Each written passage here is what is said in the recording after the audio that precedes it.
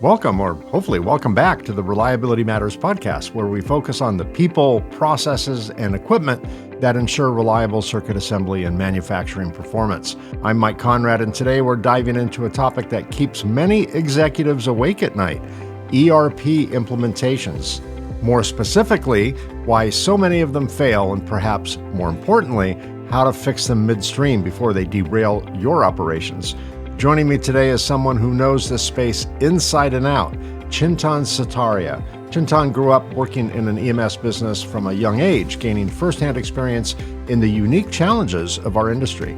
His career path took him into the world of business process consulting at some of the largest Big Five firms, and he has since worked with numerous EMS companies on a wide range of projects. Many of you may recognize Chintan as the founder and former CEO of CalcuQuote, a well-known supply chain management software solution for the EMS industry. Recently, he founded OpenJar, a consultancy dedicated to helping electronics manufacturers navigate complex business challenges, including ERP implementations. We'll discuss his new company, as well as his recent blog post entitled "Why Your ERP Implementation Failed and How to Fix It Midstream." And we'll also explore common pitfalls and uncover strategies to steer your ERP project back on course. Whether you're just setting up an ERP journey or knee-deep in one that's not going to plan, this episode is packed with insights you won't want to miss. Let's jump in. Welcome to Reliability Matters, a podcast for the electronic assembly industry. Each episode covers topics related to reliability, best practices, and environmentally responsible assembly techniques, with insights from experts across the electronic assembly industry. Now, here's your host, Mike Conrad. Hey, Chintan, good to see you. Good to see you too, Mike. It's been a while. It sure has. Yeah. So, no, thanks. A little bit has changed since we've met before. Last time you were running another company, and now you've departed that and started on a new venture. Tell me about the new venture. Tell me about OpenJar and how'd that happen. Yeah.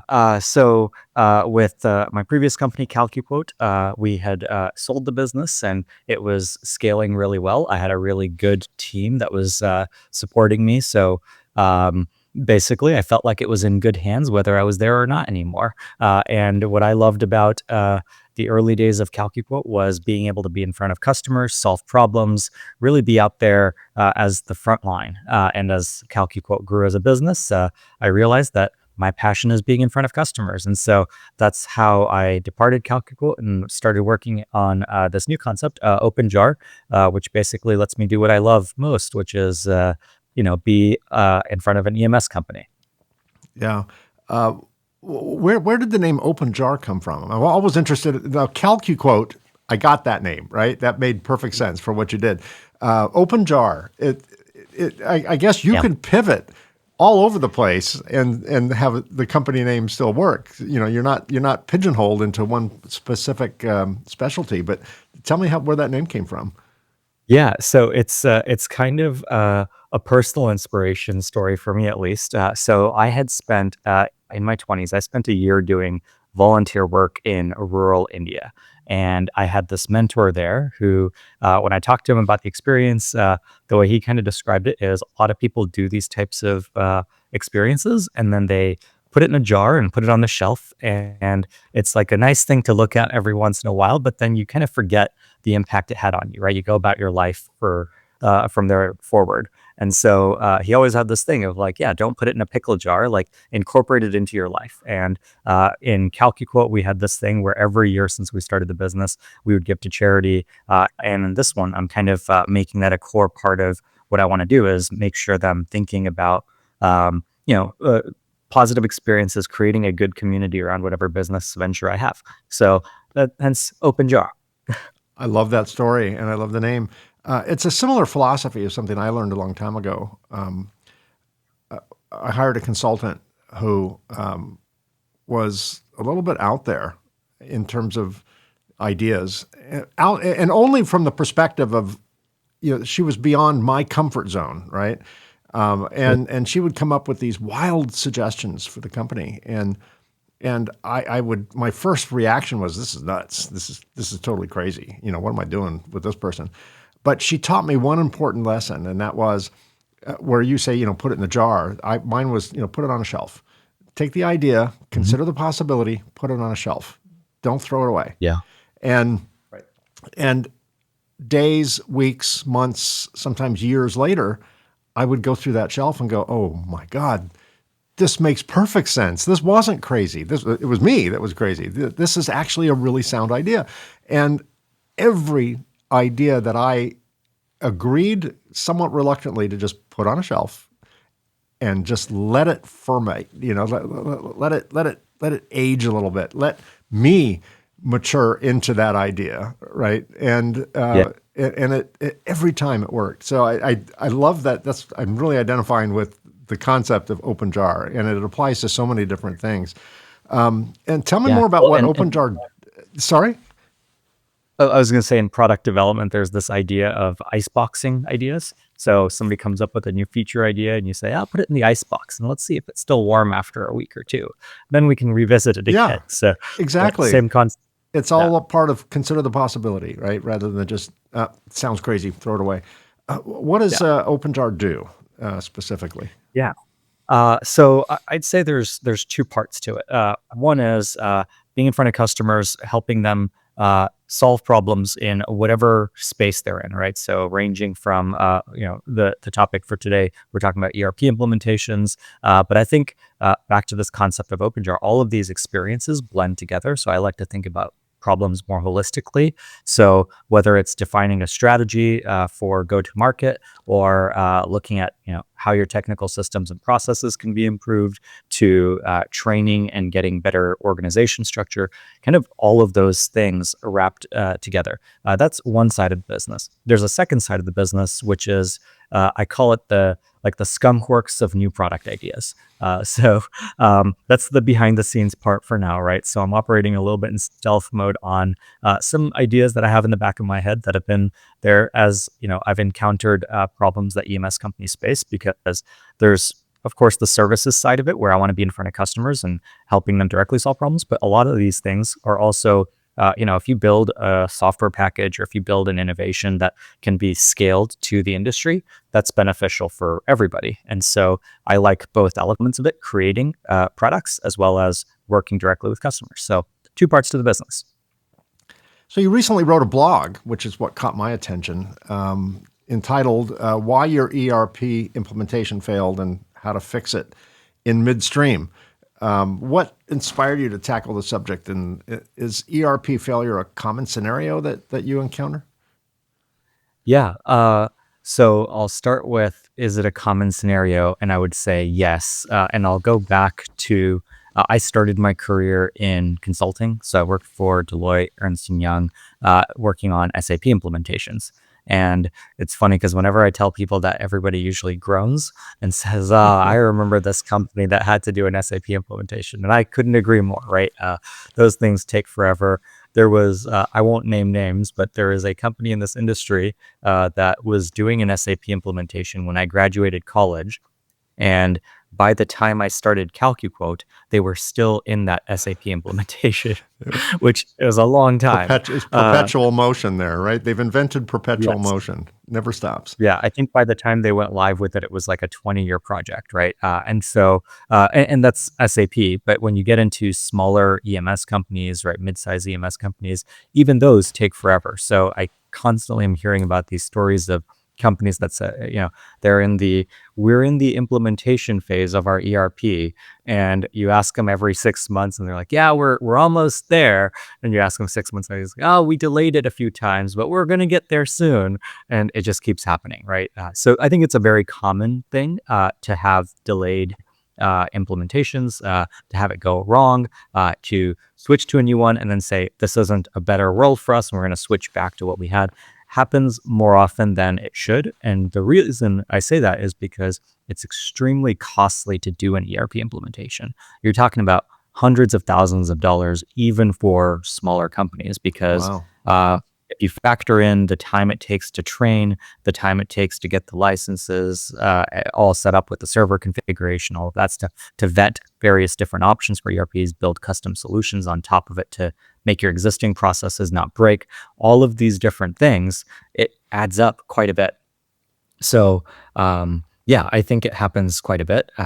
What inspired the blog post is having seen it happen over and over again. And the way I kind of describe it is, if you're doing such a big thing, uh, it helps to bring in somebody who has been there before, if for no other reason than to have a second opinion or to anticipate problems that you might be encountering for the first time. Because if you haven't gone through it, if it's not your day to day to look at ERP implementations, there are decisions that you make that you don't understand the implication of that decision until 6, 12, maybe 6, 12 months, or maybe even 2, 3 years later. And that's when it comes back to bite you really hard. So I'm a big believer in, if nothing else, just ask for a second opinion. It doesn't cost you really anything to say, hey, is this the way others in the industry have done it? Right. And that's a good way to approach it. And it doesn't have to be from a consultant. I'm not, here shilling for consulting services. I would say it's, ask other companies that use that ERP system and say, like, hey, what do you wish that you did differently? Because we're in the same space and I could learn from you. So just to be clear, OpenJar is a consultancy more than a provider of ERP systems, right? That's right. Yeah, Yes. you're aware of all the platforms out there. You know how to use them. You know which ones are more suitable for specific applications and scale and things like that. So, okay. Yeah. Not providing an ERP directly myself, more like if you're on that journey, if there's anything I can do to help make sure you avoid some pitfalls, happy to participate in that. Yeah. There is, I will say, there is like some common themes regardless of ERP system that you choose, right? So I think there's some common pitfalls that people make where they start to think about. No, I'll give you one example is when they're looking at ERP evaluation, they start to prioritize, well, my old system could do this and I really need it to do this, instead of thinking, well, maybe there's a reason I'm switching from my old system and I should think about why I'm switching instead. Right. So there's those types of issues that people fail to consider when they're switching that are just, hindsight 2020, it seems like common sense, but in the moment you kind of forget why you started on the journey. Well, it's a good segue. In your experience, what's the most common misconception that companies have going into ERP implementation? I'll tell you one. I'll admit one. When you said it could be hundreds of thousands of dollars, that I'm like, whoa, that's crazy. From my perspective, that's crazy, and I don't even know if I'm going to put that one on a shelf. That may not make it to a shelf. Absolutely. And it's not that you're, here's where I think people fail to understand the scope of the cost to that point, right? Is it's not that you're paying someone $100,000 to do a service for you. So it never shows up as an expense item. It's the operations of your business suffering temporarily during that process, right? So usually an ERP implementation involves some key people in your business that understand the processes, that are decision makers. So they're the senior level people in your business that are also usually instrumental in the running of the business and the servicing of customers and all that stuff. So you factor in their salaries and the distraction that they're experiencing to not be able to do their day jobs to work on this project. Now all of a sudden it's several people's salaries potentially, right? Then you add in now I have to train the entire company. Well, that becomes an expense. And then whenever you get into a new system, you're usually, in the beginning, there's a learning curve. So you're less efficient at the same processes that you were using before.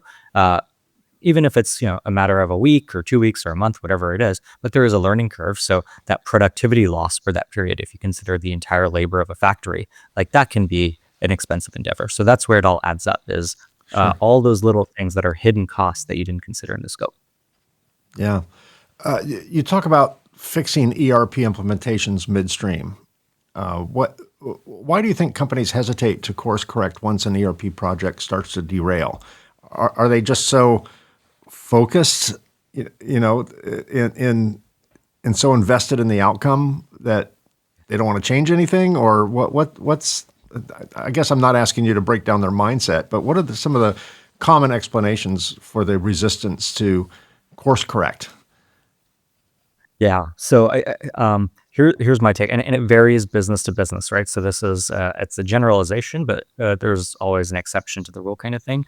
Is if it's if you start on a path like this and you've set aside a budget and you've understood all, just to initiate the change of an ERP. My old colleague, who's now the CEO of CalcuQuote, David Sharp, he used to say, you know, switching ERPs is like deciding to cut off your own arm to get out from under a rock, right? Like it's a big decision. Once you've made that decision, you don't get to halfway sawing off your arm and say, you know what, I'm going to back off of this. You usually want to go all the way through. So I think that's one part of it. Is you don't want to abandon the progress you're making because you kind of feel like the light's at the end of, you can see the light at the end of the tunnel. The second thing I think is that the way a implementation team gets structured makes a huge impact on what is the success criteria of the project. And so I'm a big believer in there should be layers to an implementation team. There should be an executive level steering committee that says like, we understand the goals of what we're trying to do. We understand the big picture, and we're going to make sure we stay on track and stay true to that original mission of the project, right? And that has to be somehow a separate hat. If it's a small business, it could be the same person wearing multiple hats, but that has to be a different hat that you wear compared to the implementation person who's in the project management role. They're trying to coordinate between departments because you can totally get lost in the weeds and forget why you're making some of these decisions. So in any implementation, you're going to make compromises along the way, but somebody has to be looking at the big picture and say, wait, that compromise actually, that breaks the whole business case that we started with. So what are we doing here? And those kinds of decisions are really hard to make if you're in implementation mode versus in executive thinking mode. Yeah, it's a little matter. I guess it's quite has a lot to do with perspective. Whether you're at a 30,000 foot view or a 3 foot view, like you said, in the weeds. Sometimes you just need some elevation, right, to see over the horizon as far as you can. And I think a lot of business owners also start, and it's changing. It's not as common as it used to be, but treating an ERP implementation as an IT project, right? Like it's not an IT project. It's fundamentally changing how your business operates. It's at best it's a CEO level project, but at least it's an operations level project, right? So if you don't treat it that way, then you can definitely get lost in the weeds much faster. Sure. You outlined several reasons why ERP implementations fail. Which one do you see as the biggest contributor to failure? Poor planning, lack of executive buy-in, or something else? I'd say it's maybe something else. And here's how I kind of think of it, right? Is every business out there, and I primarily work with EMS companies. EMS companies usually have something in their DNA that makes them unique from other EMS companies, right? It's not like every single EMS company is the same. There's always something unique about them.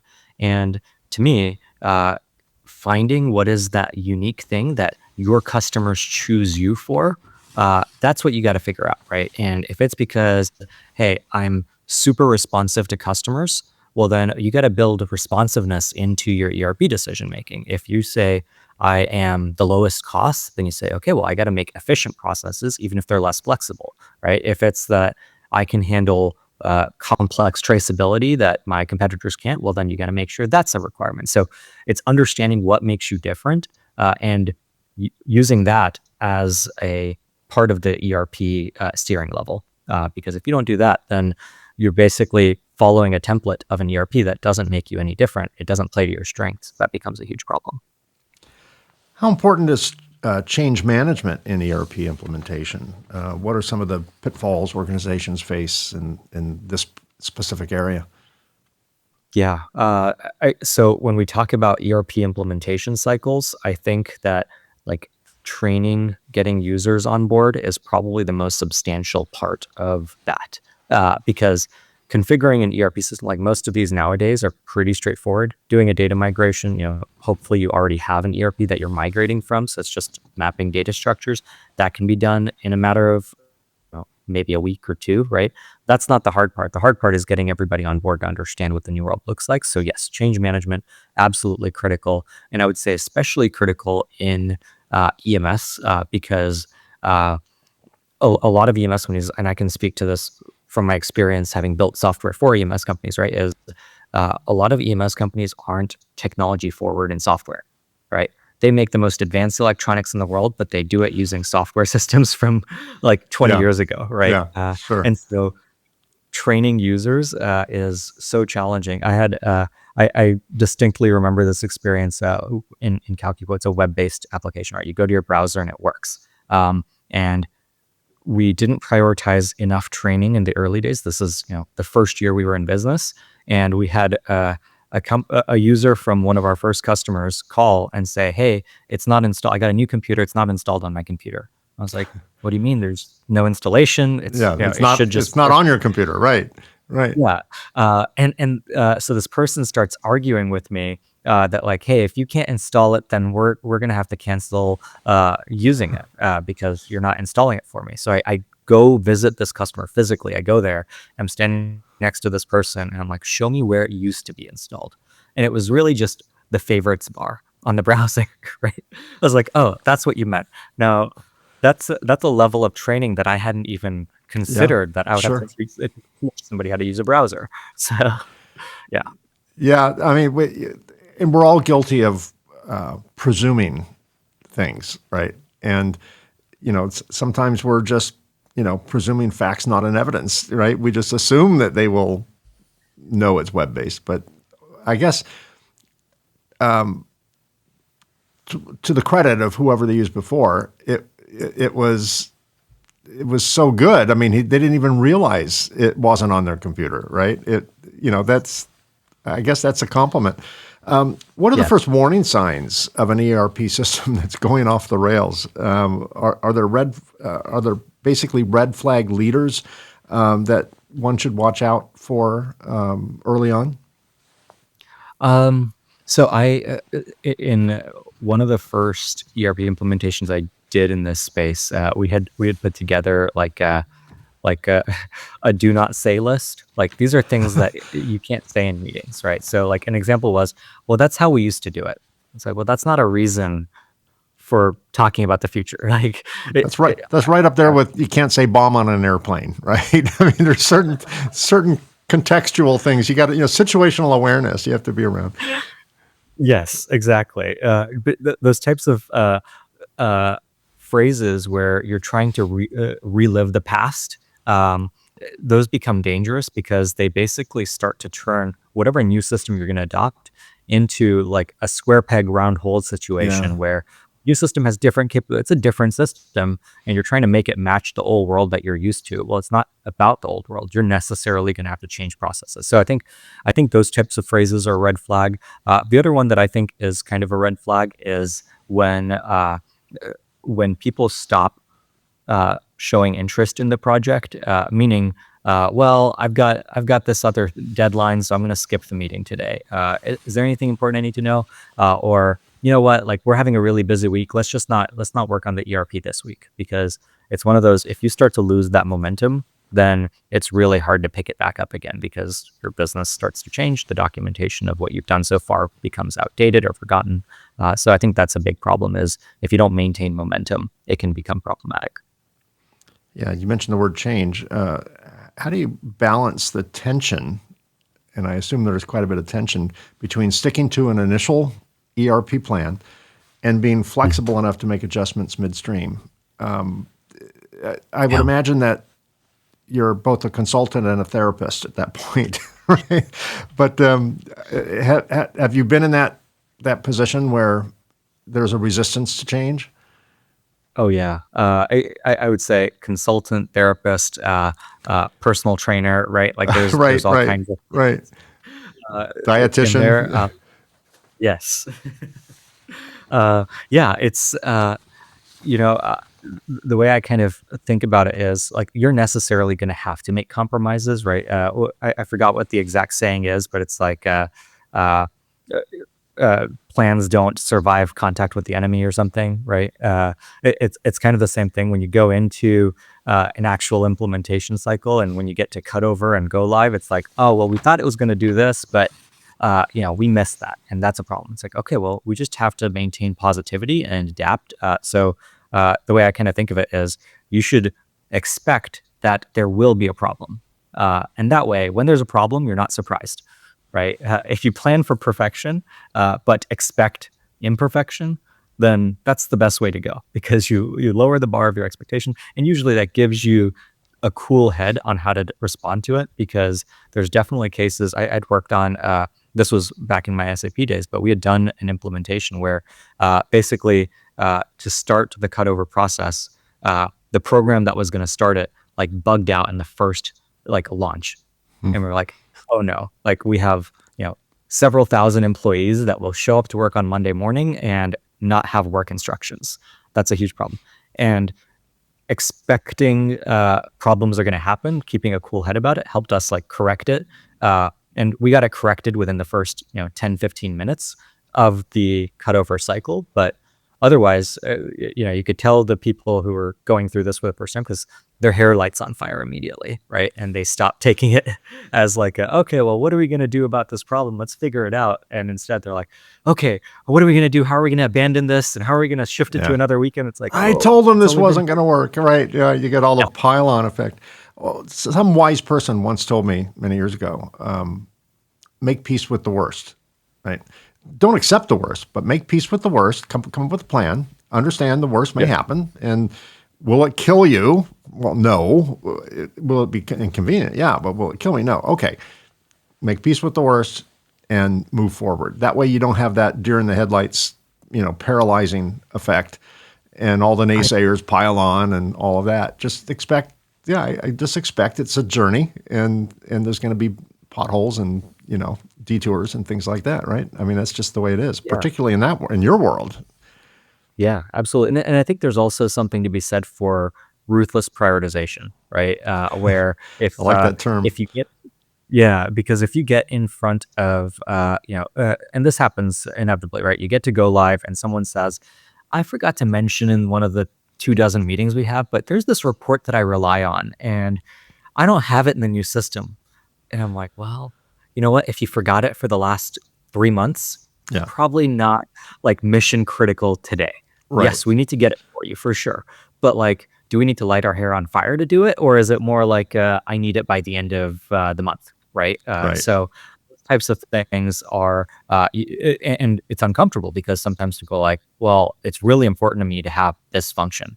It's like, well, if it never came up in the last 6 months or 3 months or however long it's been, it's not urgent. It is important. It's just not urgent. And so that's where with the prioritization, it's like, well, the priority on day one after an implementation is, can I ship product? Can I enter new orders? Can I, move through the production floor? Like those types of things are very fundamental things that the business can't operate without.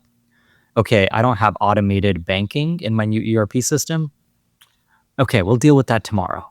Right? Like that's a tomorrow problem. That's not a today problem, right? Exactly.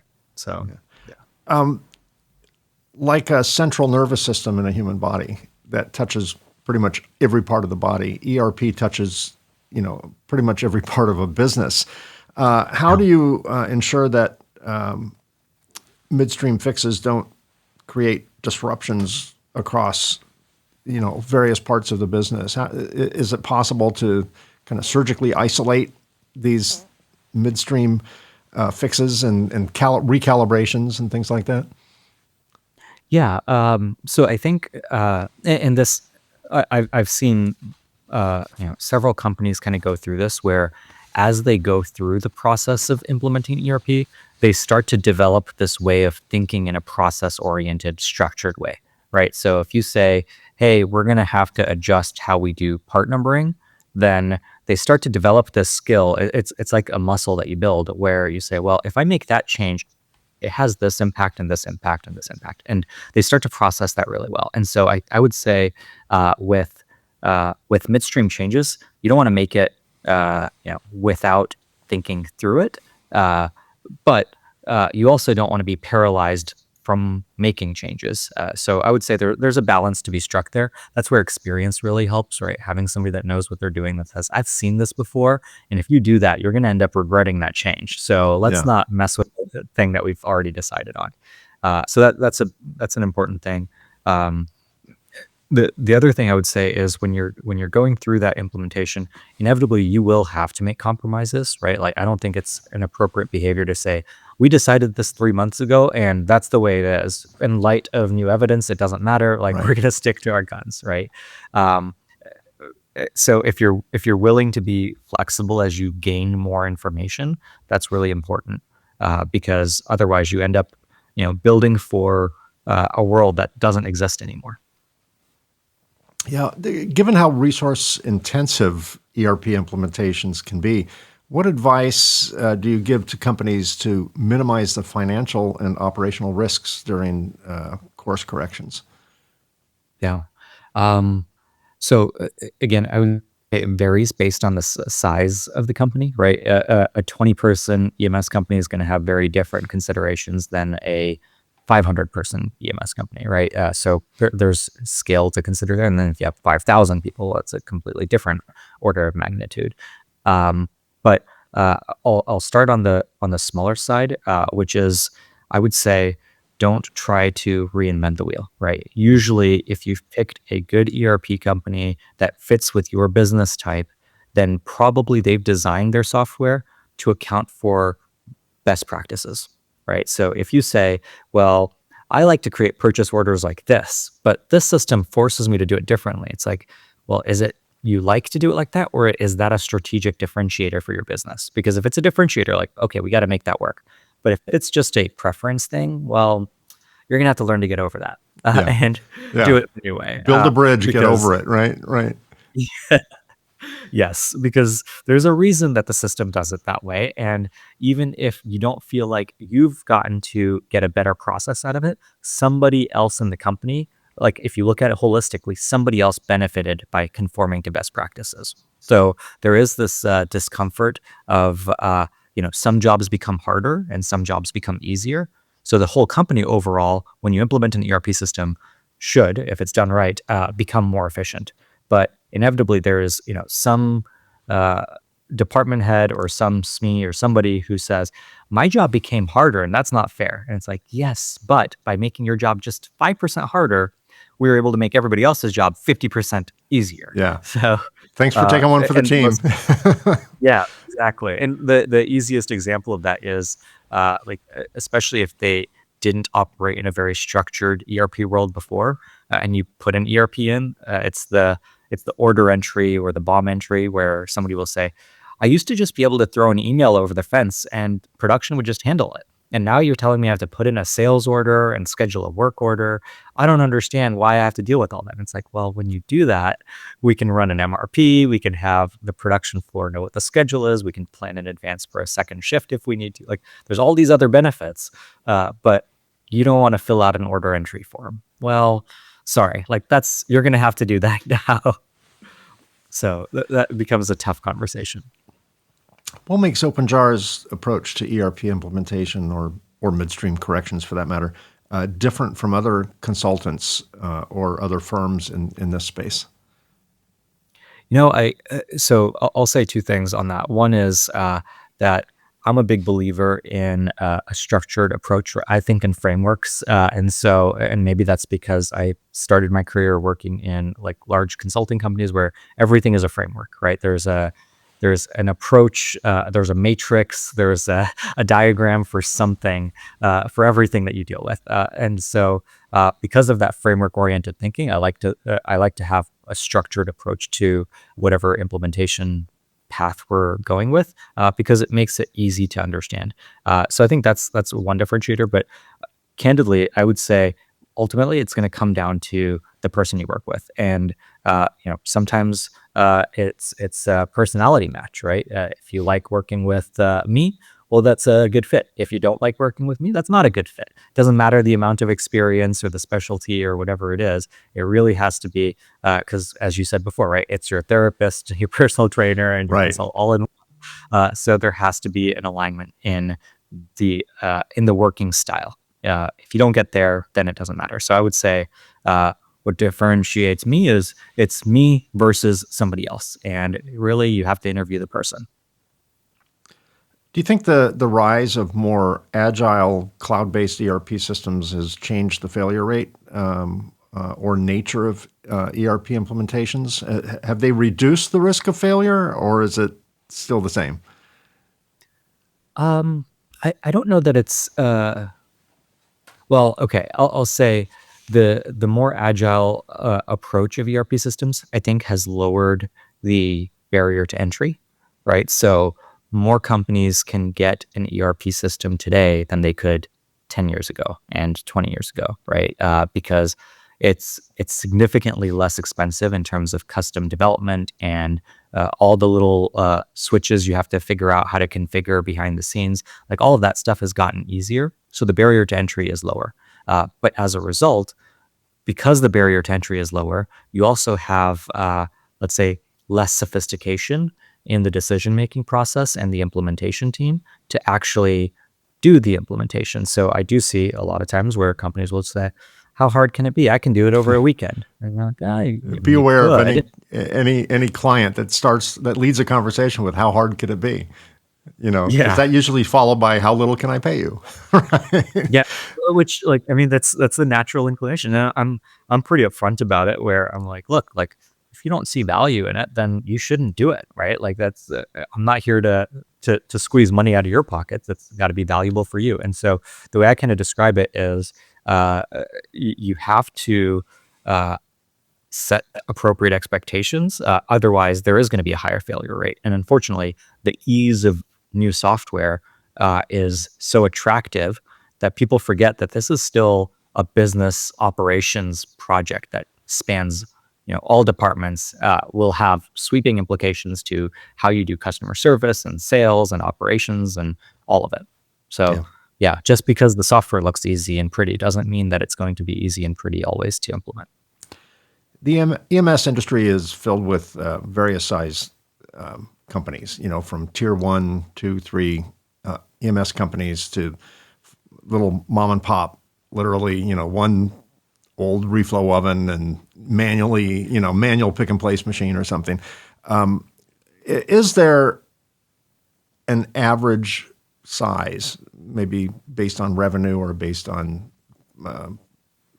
production lines, where an ERP system starts to make sense? I would imagine if you're a startup and you're one person with a soldering iron in your garage, you're not going to invest in an ERP system. But at what point do you think it starts to make sense? And has that threshold for making sense lowered over the years?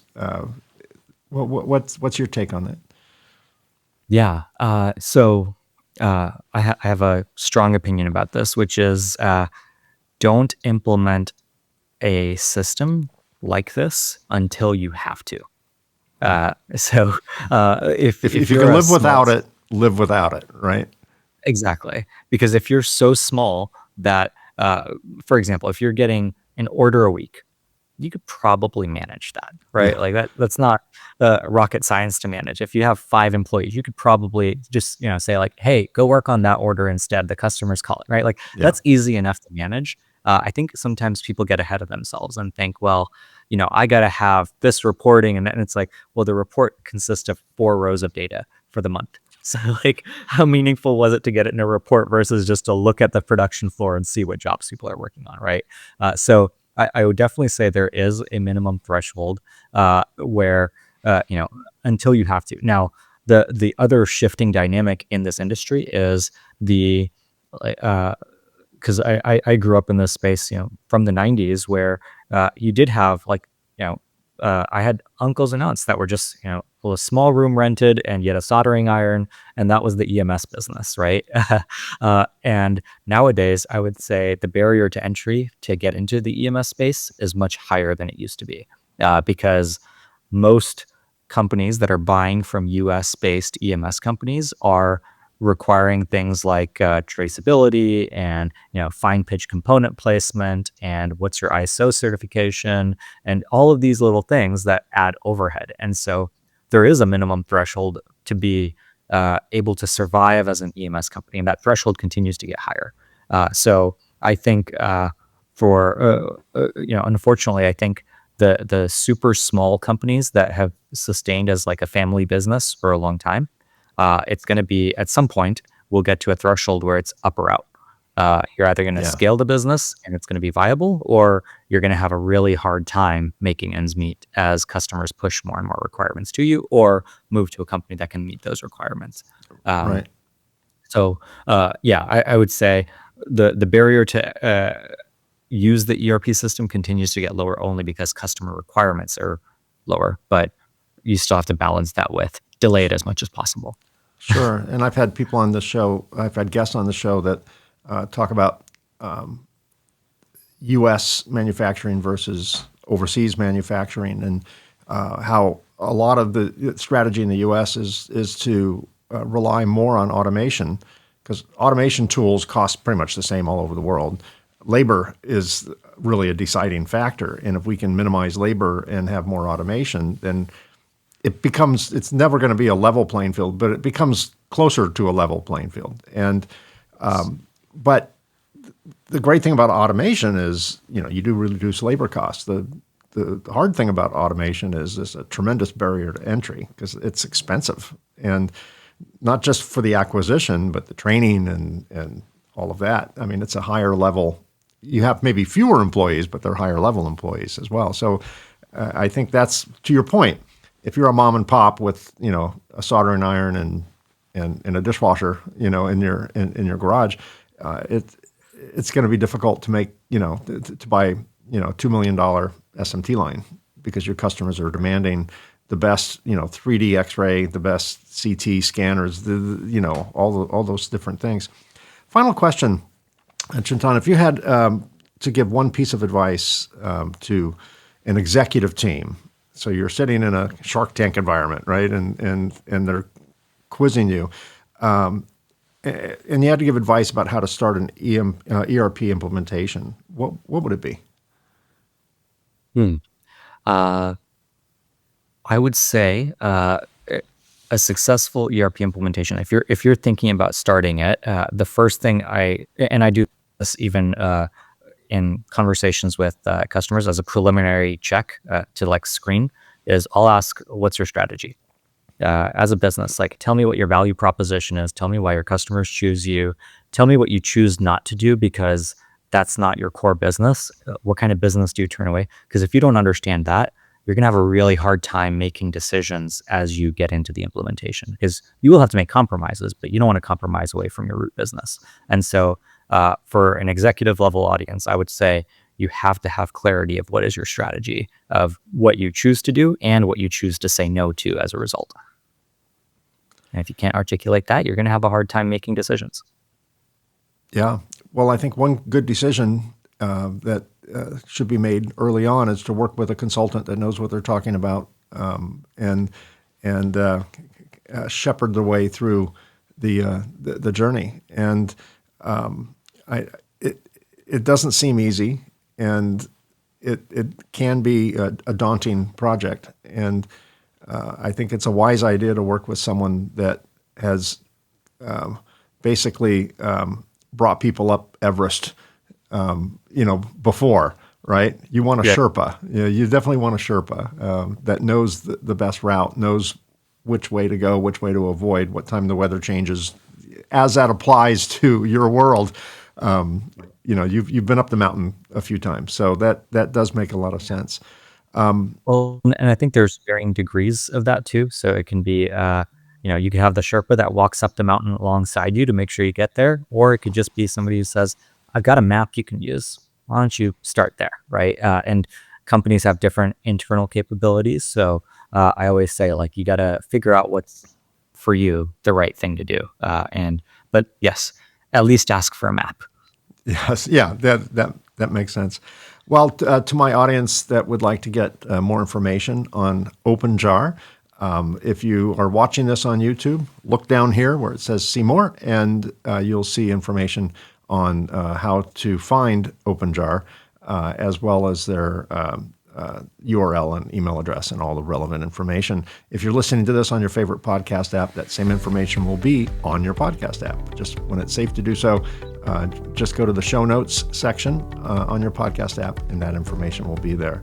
Chintan Sutaria, thanks again for being my guest. You were my guest when you were with CalcuQuote, and I'm happy to have a serial entrepreneur as a revolving guest. So I wish you all the best of success in this new venture. Again, I love the company name and the meaning behind it. And I'll look forward to tracking your progress, and maybe in a year or two or three, we'll talk again. If you're not starting something new, we'll see where you are and what the industry thinks of what you have to offer. Sounds good, Mike. Always a pleasure to join you, and I love the podcast. So thanks for having me. Well, thanks. I appreciate that. It's good to see you. Well, that is another episode. Thanks for listening to or watching the Reliability Matters podcast. Don't miss an episode. Subscribe to Reliability Matters on your favorite podcast app. If you're watching this podcast on the Reliability Matters YouTube channel, be sure and give us a like and subscribe to be notified when new episodes are released. We release new episodes on the second and fourth Tuesday of every month. And a very special thanks to the Printed Circuit Engineering Association's PCB Chat at pcbchat.com and Ascendo Reliability at reliability.fm for syndicating this show. Thanks also for your questions and episode suggestions. Please keep them coming. I love to hear from you. Send comments or episode suggestions to mike@mikeconrad.com. Just remember that's Conrad spelled with a K. To learn more about the podcast, please visit our website at reliabilitymatterspodcast.com. Once again, thanks for listening or watching. Until next time, keep learning, keep doing it right, and remember, reliability matters. I'll see you again in 2 weeks. Thanks for listening to the Reliability Matters podcast. Join us on the second and fourth Tuesday of each month for new episodes of Reliability Matters.